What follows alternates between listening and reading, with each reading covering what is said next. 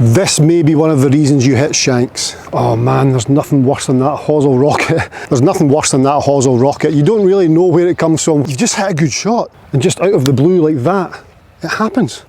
Why? Last week during my coaching, a friend of mine, he had the shanks and we looked at his swing, we did video analysis, and here was the findings. I'm going to show you what was making him shank, and it may help you out. So David's shank, those flowers are lovely, aren't they? So David's shank came from his trail elbow. What was his trail elbow doing during the swing? Well, I mean, what is a shank? It's two round surfaces hitting each other. So round surface as in the hosel, round surface as in golf ball, hitting each other. So coming in, hitting each other, and of course the golf ball can go either way. It goes where it wants to go, unless it's hit absolutely pure, but that's never going to happen. So I looked at David's swing, and David, his trail elbow, you get to the top of his swing and his trail elbow, so his right elbow was in different positions. It sometimes came in front of the trail hip, other times it was behind the trail hip, so it was a huge discrepancy there. And when filming him, you could clearly see that he was having issues with this. So I was like, right David, this is quite simple. We can keep this as easy as possible.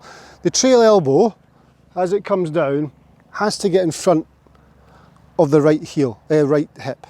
So it's all in line with each other on the way down. Now you can see how consistent that's going to be if the trail elbow and the trail hip speak to each other or work with each other. Now, we did a great drill, which I'm going to show you in just a second. But you can see there, that is different than elbow running out in front. Look at the club head.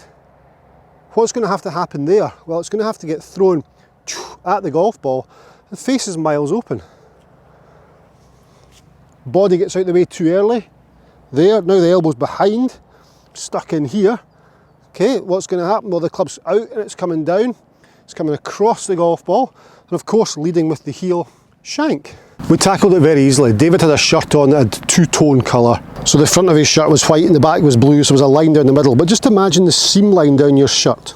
Okay, so there's a seam line down there. Now, you go up to the top of your swing, you're here, seam lines there.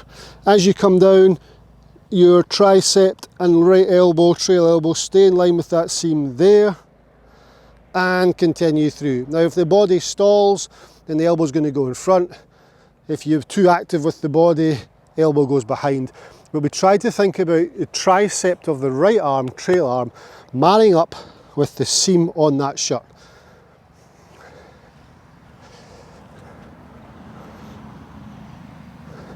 Took David up to the top of his golf swing, got to there, as he turned down, you could see the tricep and the seam marrying up together, and then he continued through and he was here. Much more productive. I mean, the difference from being here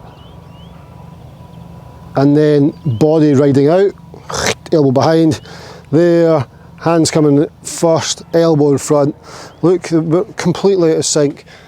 David took his shirt into under his right armpit, up to the top. The reason we did that, the reason we put David's shirt under his trail armpit was to feel the connection, because it's the body and the right elbow not working together.